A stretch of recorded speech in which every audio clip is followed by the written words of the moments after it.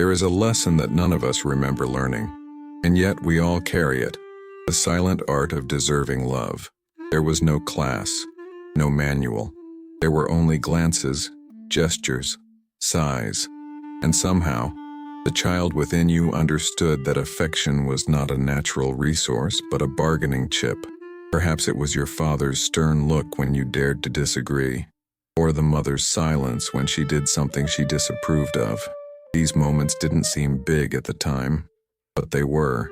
They were invisible bricks in the construction of the most limiting idea of human life. To be loved, I need to please. And it was there, in the subtext of childhood, that the heartbreaker was born. Not as a virtue, but as a shield. Because a child depends on its parents like the body depends on air. When love seems threatened, fear becomes the guide. You learn to observe before acting, to measure before speaking, to hide before feeling. And the whole body becomes an antenna. It picks up the other person's mood, analyzes their tone of voice, and deciphers their expressions. The child's mind becomes an emotional radar, a survival system. The problem is that this system doesn't shut down when we grow up. It continues to function even when the danger has passed. You enter adulthood still seeking the same thing, the security that comes from approval. And so begins the invisible theater of the people pleaser. He smiles when he's tired, says sure when he means no, and even apologizes for existing. She feigns calm when her heart is pounding like a drum. You think you're being kind, but you're just avoiding the fear of losing love. Society, of course, rewards this. Being agreeable is a virtue. Being easy to get along with is a compliment. But nobody sees the price paid for this image. Behind the serene face lies an exhausted soul, suffocated by years of self-neglect. The self-pleaser never rests because conditional love is a debt that cannot be repaid. He believes that if he ever stops trying, he will be forgotten. And he lives in this cycle of anxiety, always available, always ready, always kind, because he confuses the tranquility of others with his own security. But there is no peace in living like this. There is only one refined kind of fear, the fear of displeasing, the fear of silence, the fear of oneself. When your whole life boils down to avoiding disapproval, your soul becomes small. You shrink from your own truth, adapt to the world's molds, and become a reflection of what others need. And one day, when she finally tries to remember who she is, she only finds fragments, pieces of herself scattered across decades of compromises. There comes an inevitable point when the body, tired of bending over, begins to protest. The protest manifests as exhaustion, diffuse anxiety, and a feeling of emptiness even when surrounded by people. It is the cry of the authentic self asking to return, because the soul cannot bear to live in silence for long. You realize that you've spent years mediating other people's emotions, healing their pain and maintaining collective harmony. But who takes care of you? Who notices when you're the one who needs comforting? Who asks you what you want without expecting the right answer? These questions hurt because they reveal the loneliness of the people pleaser, a loneliness surrounded by applause. Everyone loves you, but few know you. Everyone is looking for you, but no one sees you. And it is at this point that the first crack appears. A brief glimmer of awareness.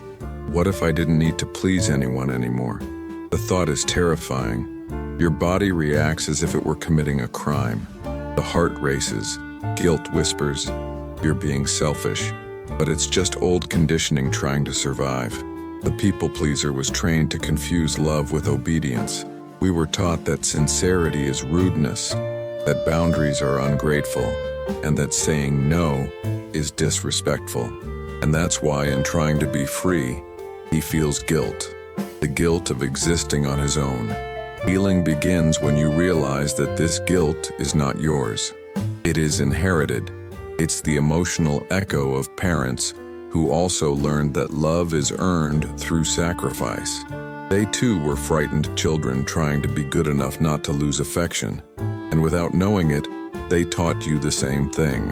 Understanding this isn't about blaming, it's about comprehending. And understanding is the beginning of freedom. Because true freedom does not come from confronting the past, but from freeing oneself from the beliefs it left behind. The idea that you need to be someone else in order to be loved. When you start questioning that, something changes in a subtle yet powerful way. The words come out with more truth. Decisions take on a life of their own. No ceases to be a weapon and becomes a boundary of respect. And for the first time, silence is not punishment. It is rest. The world, of course, will react. Some will drift away. Others will get annoyed. But distancing is not rejection. It's space being given back. The people pleaser is used to occupying places that don't belong to them, to maintaining unbalanced relationships, to enduring what they should refuse. When he stops, imbalances appear.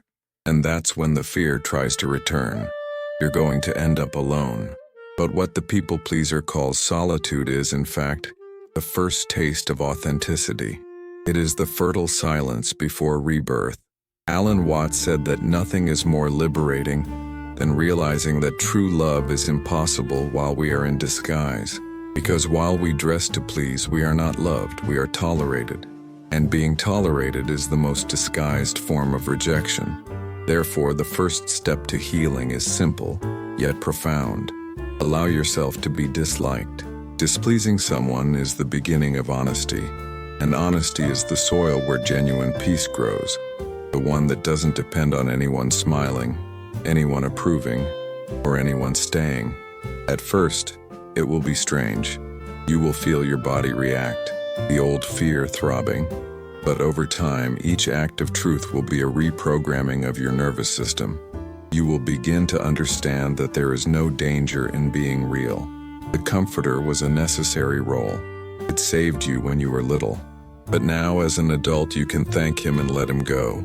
You can look in the mirror and say, I no longer need to lie to be loved. And at that moment, something changes in their gaze. Rigidity gives way to tenderness. The voice regains its timbre, the heart, space. Because life never wanted you to be perfect. I wanted your presence. The universe doesn't ask you to be easy. It asks you to be whole. And when you finally understand that, the people pleaser dies in peace. He fulfilled his role. But now it is the authentic self that takes its place, breathing the fresh air of inner freedom. The charm doesn't disappear with age, it just changes its clothes. In childhood, his disguise was obedience. In his youth, he became a popular figure. In adulthood, it takes the form of responsibility. But beneath all these masks lies the same primal fear, the fear of being abandoned for being who you are. You enter relationships believing that love is about constantly maintaining the other person's comfort. They think that caring for others means silencing their own needs, and he calls that maturity. But it's just childhood repeated with adult vocabulary. The people pleaser is a master at romanticizing their imprisonment.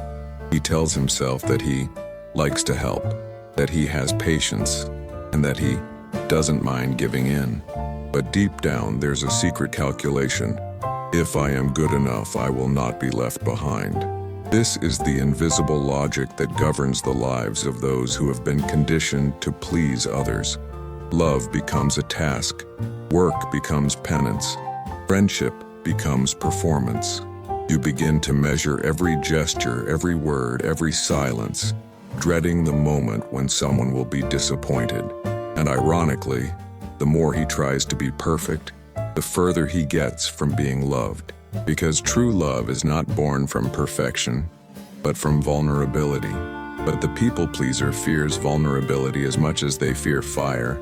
They have learned that showing themselves is dangerous. So, in relationships, he adapts.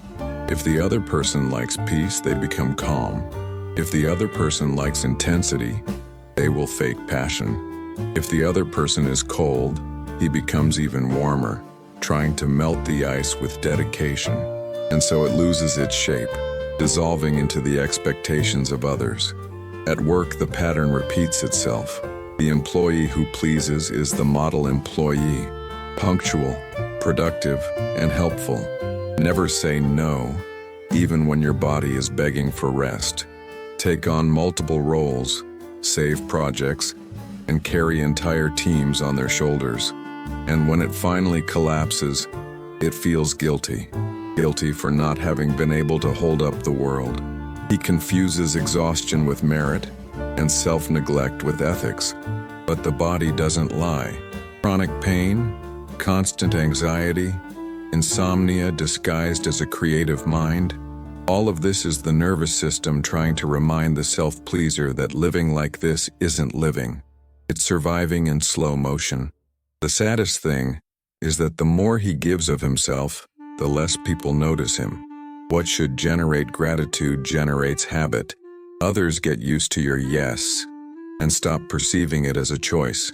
Suddenly, helping is no longer a virtue, it's an obligation. And when one day he finally refuses, the world accuses him, "You've changed. He's being selfish."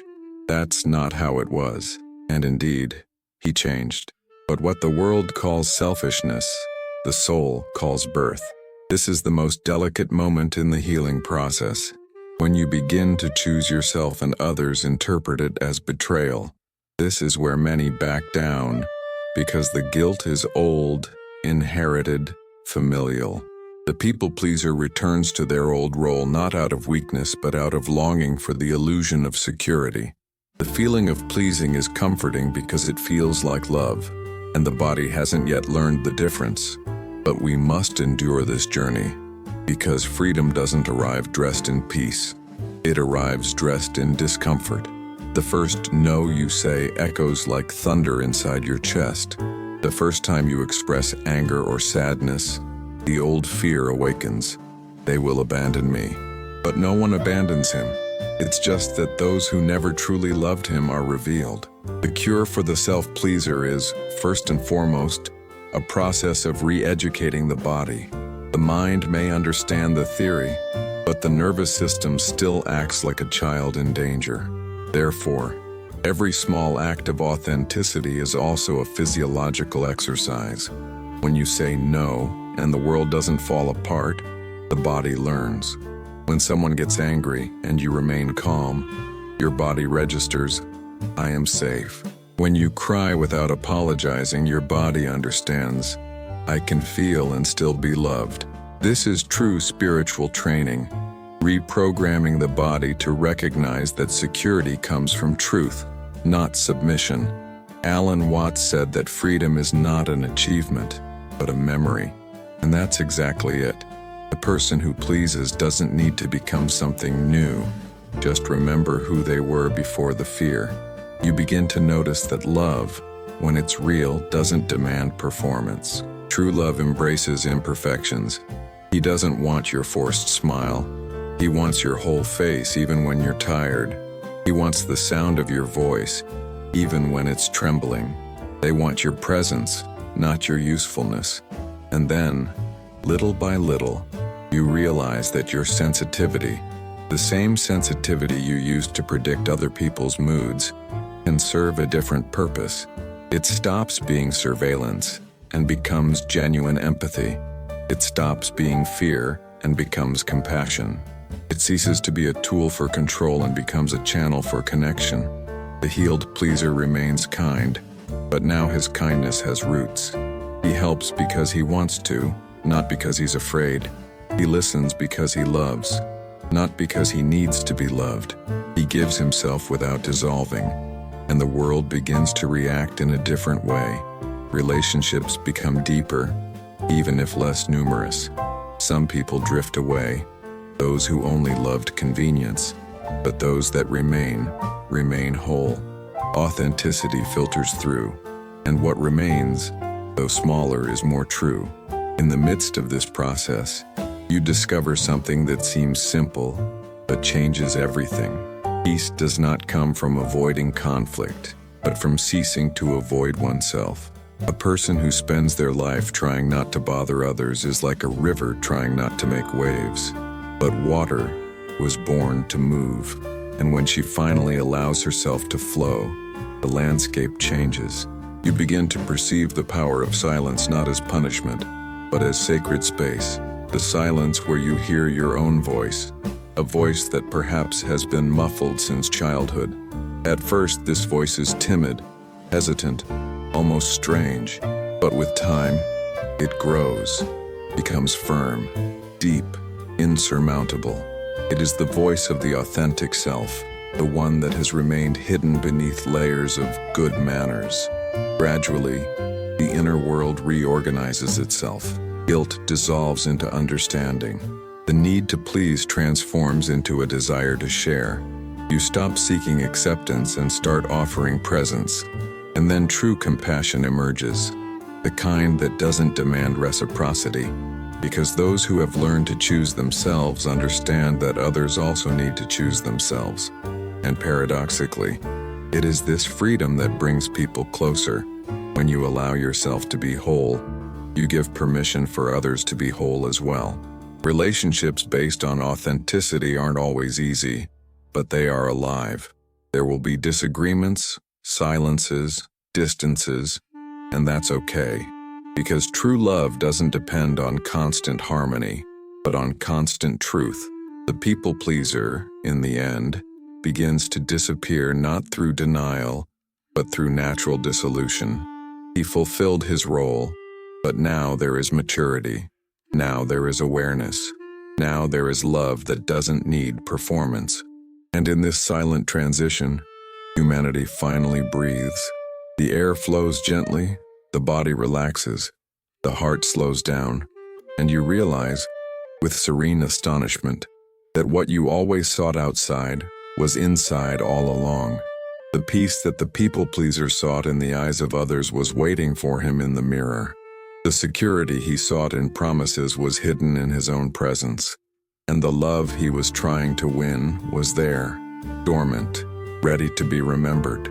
There comes a point in the journey when the people-pleaser finally finds themselves naked, without a mask, without a role, without the identity the world has always applauded. It's a silent and terrifying moment. After a lifetime of molding himself to be accepted, he realizes he no longer knows who he is. And paradoxically, it is in this void that truth begins to emerge. The mind tries to cling to old roles. Who am I if I'm not pleasing anyone? Who am I if I am not helpful, kind, and understanding? But the being does not respond with words. It responds with presence. In place of fear, a different kind of silence emerges. Not the silence of repression, but the silence of origin. It's the silence of someone returning home after a long trip. For years, you confused yourself with the persona you created to survive. The comforter was efficient. He protected you, kept love close, and prevented chaos. But now you look at him with compassion. He doesn't reject him. He doesn't blame him. He simply understands him.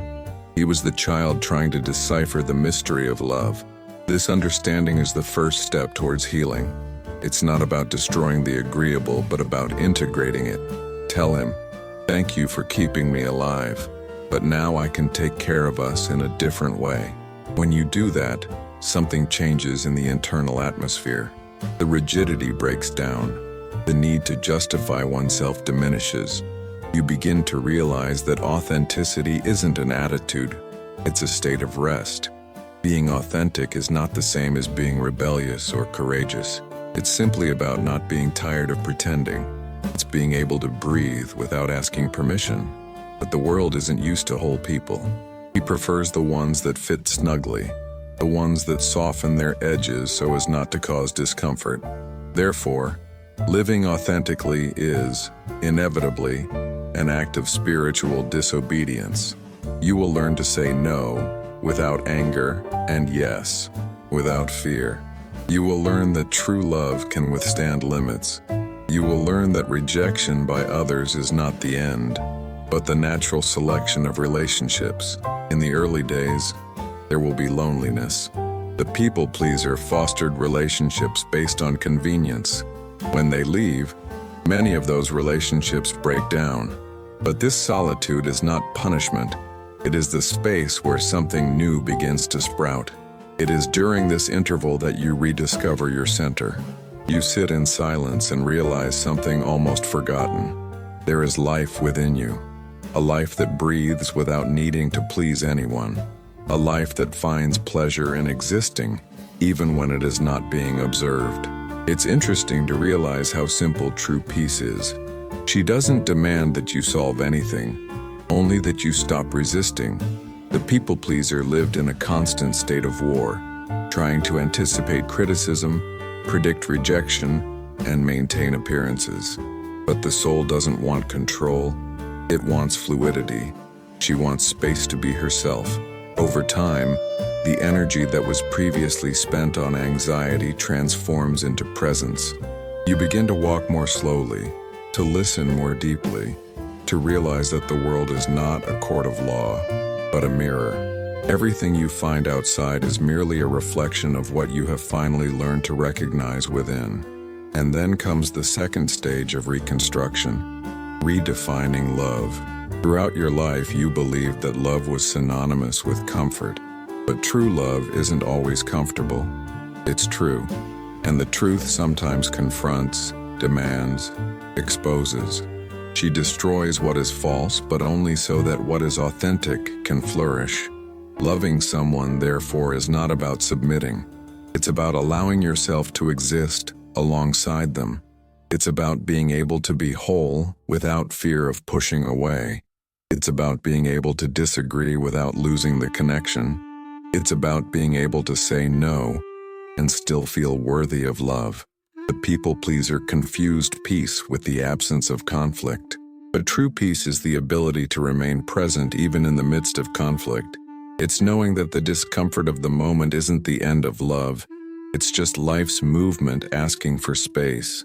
As you mature spiritually, you discover that love is an energy field and not an emotional bargain.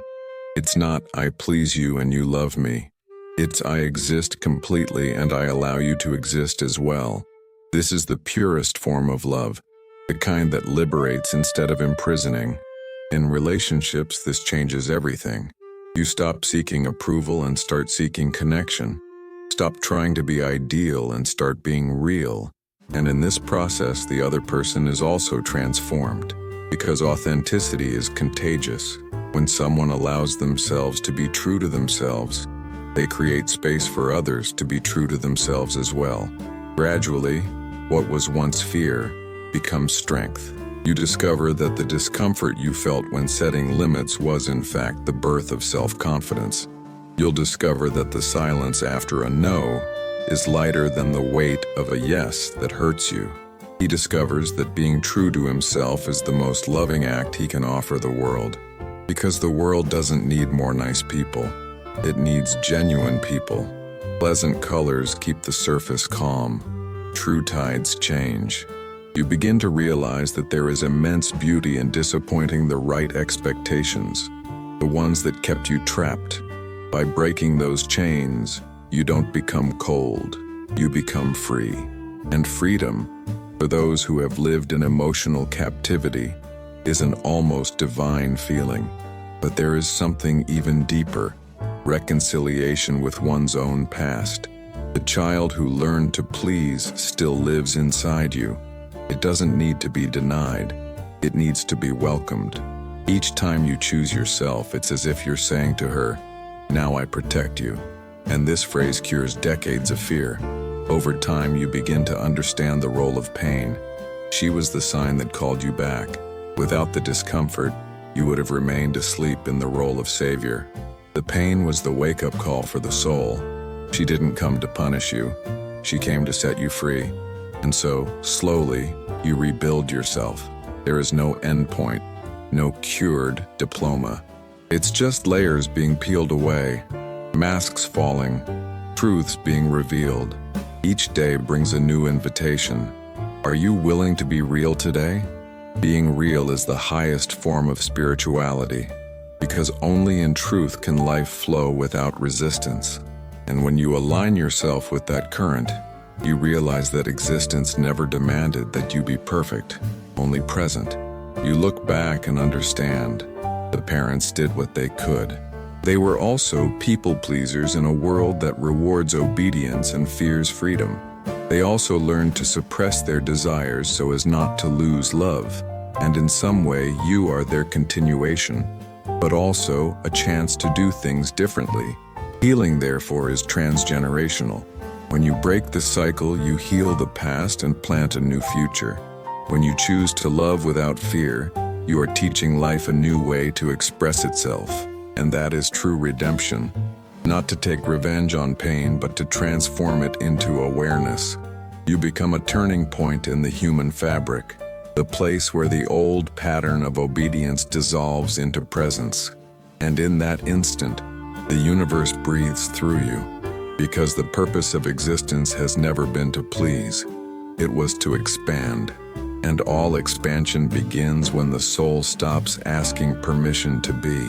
In the end, you understand that emotional freedom is not the absence of attachments, but maturity within those attachments. It's about being able to love without fear of losing. It's about being able to leave without ceasing to love. It's about understanding that true love has never been a prison. It has always been an invitation.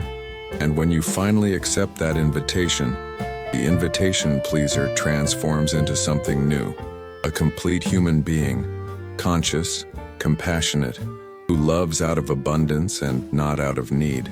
From then on, life ceases to be a performance and returns to what it always was, a dance. And as in any dance, there are steps, stumbles, laughter, and pauses. But for the first time, you dance to the rhythm of your own heart. There comes a moment, silent, almost imperceptible, when the fear that has guided you throughout your life begins to lose its power. You don't defeat it in a heroic battle. It simply weakens, like an echo that dissolves in the distance. That's when you realize you no longer need to ask permission to exist, and that simple realization changes everything. For years, the people-pleaser believed that his safety depended on the approval of others. But now, faced with this new horizon, he understands that true security does not come from outside.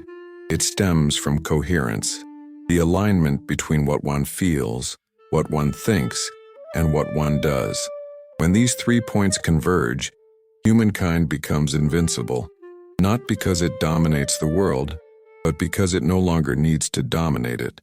Freedom doesn't arrive with a shout. She arrives like a sigh, a relief that spreads slowly, saying, I can be who I am, even if nobody understands. Life, which once seemed like a labyrinth of obligations, becomes an open field.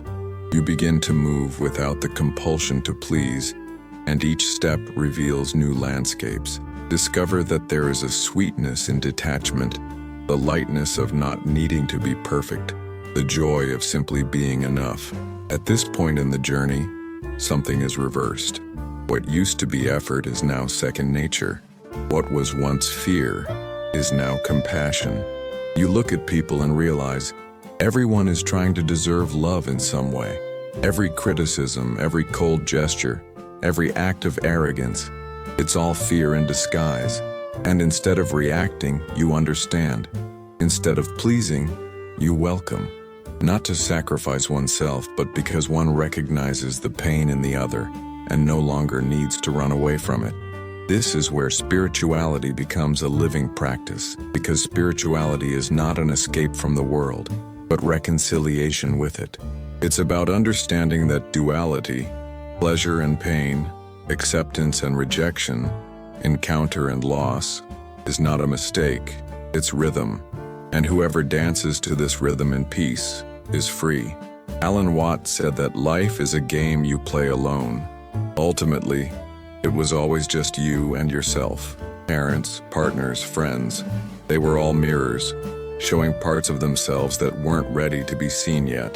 The pleasure seeker existed to reveal how much you were capable of loving. Suffering, to teach the value of honesty. Nothing was in vain. Spiritual maturity begins when you stop trying to fix the past and start honoring it as a teacher. You look at the child who has learned to please and you hug them. She still lives within you, still fears abandonment. But now there is a conscious adult to hold your hand and say, "It's okay to be you." In this internal gesture, everything changes. The heart, once constricted, expands. Relationships become simpler.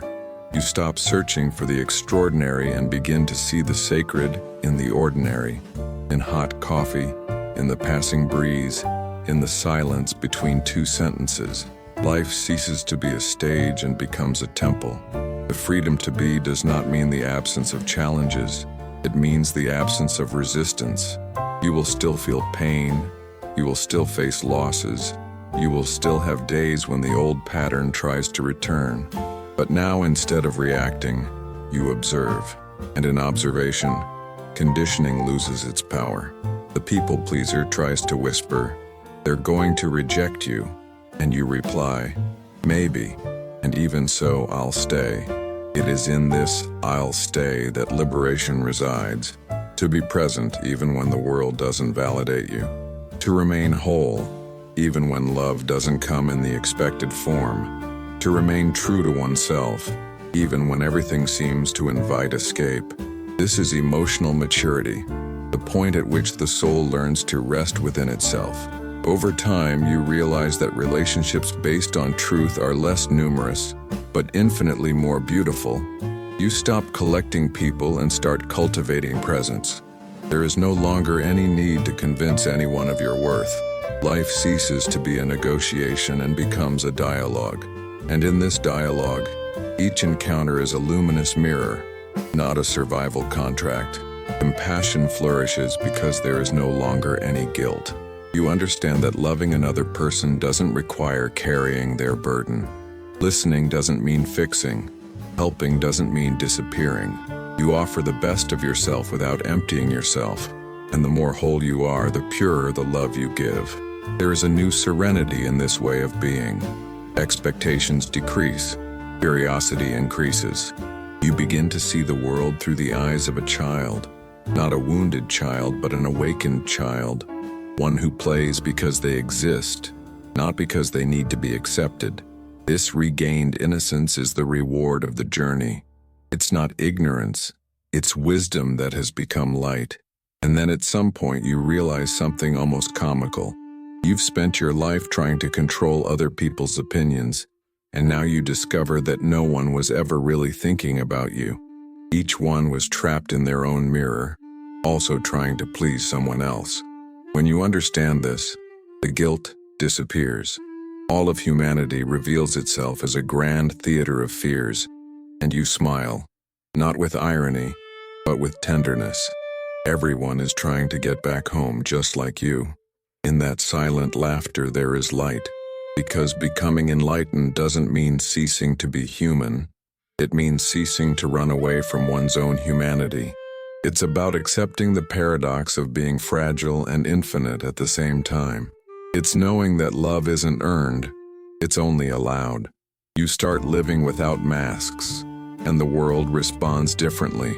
Some distance themselves, unable to cope with such transparency. Others approach, drawn by the truth, but that doesn't matter anymore. The center of gravity has shifted. Now it's inside.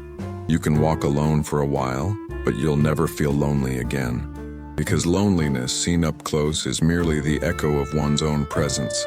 And that presence is vast enough to fill any void. Life becomes quieter, and in that silence there is music. You start to hear it in everything.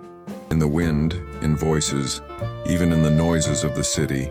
It is the sound of existence saying, "Welcome back."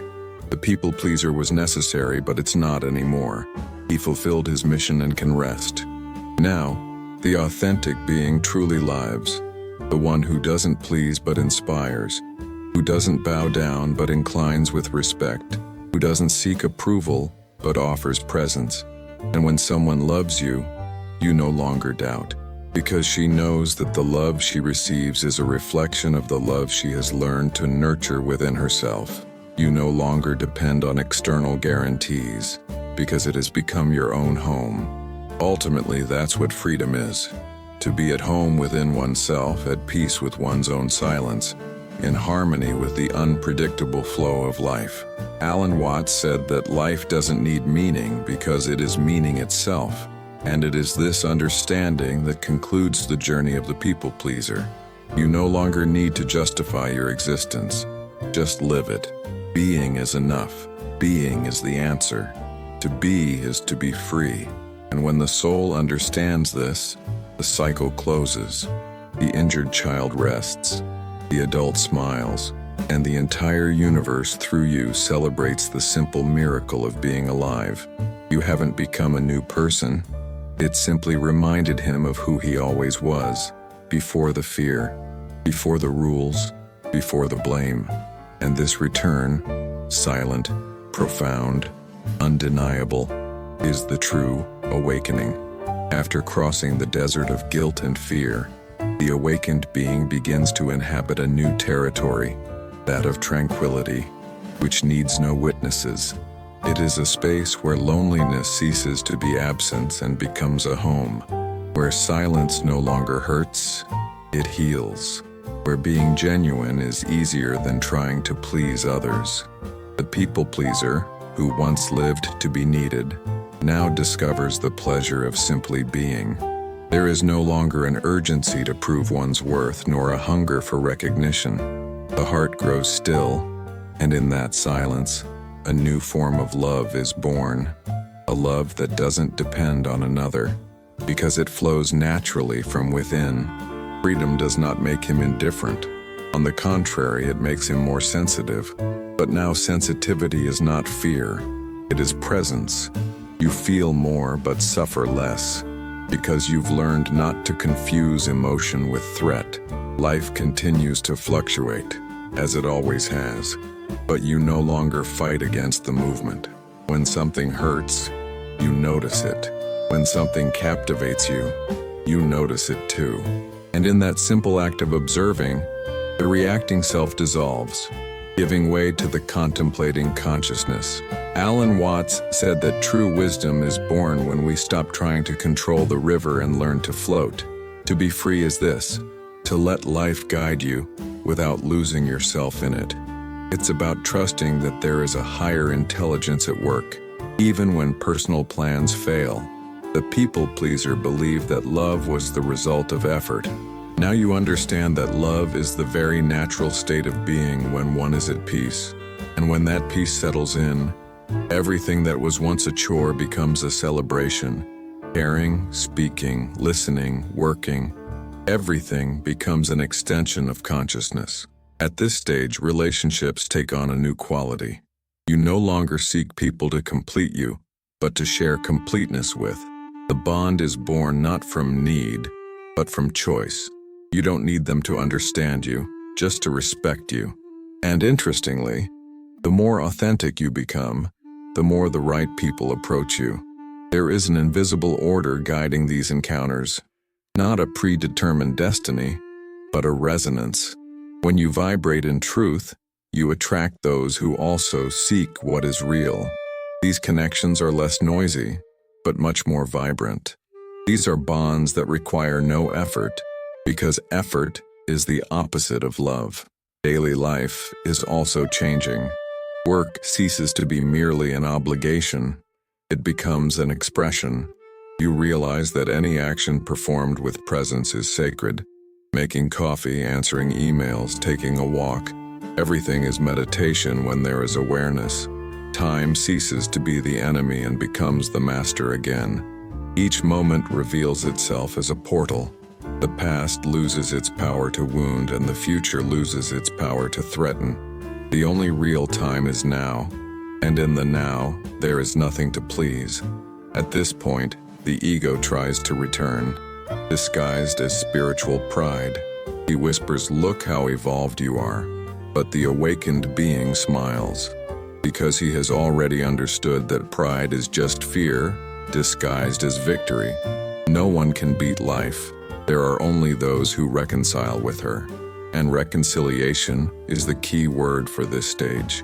You begin to see that everything, absolutely everything, had a purpose, including the role of the people pleaser. It wasn't a mistake. It was the path that consciousness found to learn about love. Without him, you might never have developed such empathy, such a capacity to understand others. The problem was never sensitivity. It was fear that distorted it. Now that the fear has dissolved, this sensitivity becomes wisdom. You read about other people's suffering without needing to save them. He perceives the pain without confusing it with duty. Understand that helping is not about sacrificing yourself. It's about being a channel of understanding. The people-pleasers loved in order to be loved. The awakened being loves because it is love. This difference changes everything. The first lives in want, the second in abundance. The first seeks approval, the second offers presence. The first one is exhausted, the second one expands.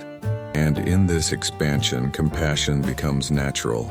You begin to see humanity as a whole organism, each person struggling in their own way against the same forgetfulness, the forgetfulness that we are already complete. Hate, envy, rigidity, all of these are wounded love trying to express itself. And this understanding dissolves judgment. You no longer need to be right. You prefer to be aware. From this point on, life becomes art. The art of existing without asking permission, to move without haste, to speak without trying to convince, to love without trying to hold on, to live without seeking applause. Being authentic becomes a point of serenity in the chaos of the world. His presence heals, not because he tries, but because he vibrates with peace. He doesn't teach with speeches, but with silence. And it is in this silence that others perceive something rare, the possibility of being themselves. Because nothing is more liberating than being close to someone who demands nothing in return. This is the true spiritual presence, not the one that impresses, but the one that welcomes. And so, without realizing it, you become what you once sought, a safe space for love to happen, a clean mirror where life recognizes itself. This is the point at which the people-pleaser finally dissolves. There is no fighting, there is no farewell. It simply transforms into lucid love, a love that knows how to say yes and knows how to say no. A love that respects boundaries and for that very reason is infinite. Life then becomes circular. What seemed like the beginning is now the end, and what seemed like the end is now the beginning. You understand that everything has always been interconnected. The pain that shaped you, the fear that guided you, the silence that wounded you, all were steps on the same ladder. And when she looks back, there is no regret, only gratitude. Because every step, however painful it may have been, has brought you to this moment of clarity. The mind, once restless, becomes still. The heart, once hungry, is now satisfied. And the soul, once divided, rests whole. You no longer need to search for enlightenment. You realize you've always had it, you just didn't know how to look. Existence, with all its imperfections, is the temple itself, and to live consciously is the deepest prayer. From here on, there is no turning back because there is nothing left to abandon. The being is reconciled with everything, with parents, with the past, with destiny, through pain and through joy, with life and with death. And it is at this point that the awakened being understands. There is nothing to fix, nothing to prove, nothing to fear. There is only the eternal flow of consciousness experiencing itself. The people-pleaser was looking for love. The awakened became love. Everything the people-pleaser has sought their entire life, love, acceptance, peace, has always been there, only obscured by the rush to deserve it. When the veil of fear is lifted, the world doesn't change color. It's you who changes your perspective. And suddenly what was struggle becomes dance, what was guilt becomes understanding, and what was emptiness reveals itself as space. There comes a point when the seeker stops searching, not because he gave up, but because he realized that what he was looking for was never far away. The consciousness that observes is the same consciousness that creates. The love you desire is the same love that beats in your heart. The God you are praying to is the same God who breathes through you. This is where the journey transforms into presence. The old need to please others dissolves when you realize that everyone is a different expression of the same consciousness, trying to remember itself. Every face is a mirror. Every relationship is a teacher, and every pain is a passage. You begin to understand that life was never a test. It was always an invitation to remember who you are, despite the fear, despite the masks, despite the past. The universe, with its paradoxical precision, has always been guiding you back home. Not a physical home, but the state of being in which you can simply breathe and say, I am. When this recognition blossoms, a new tranquility is born. It is not calmness that fears chaos, but calmness that embraces it. You become the space where emotions come and go, like waves that break and return to the sea. Anger, love, joy, sadness. They all dance within you, and none of them dominates you. Because now you are the ocean, not the waves. Daily life, once a stage for obligations, becomes an exercise in presence. You eat slowly, walk slowly, talk slowly, not because of discipline, but because there's no more rush. The rush belonged to the people pleasers, the fear of missing the moment, of losing love, of losing control. But now you understand, nothing that is real can be lost. People keep coming and going. Some admire you, others judge you. But the judgment no longer resonates because the inner mirror has been wiped clean. You recognize that every look reflects the level of awareness of the person offering it, not their worth, and that sets you free. Freedom, then, is not about doing whatever you want, but about not having to pretend to be something you're not. It's not about challenging the world, but about being true to yourself within it. It is not the absence of pain, but a full presence even within it. You can cry and still be at peace.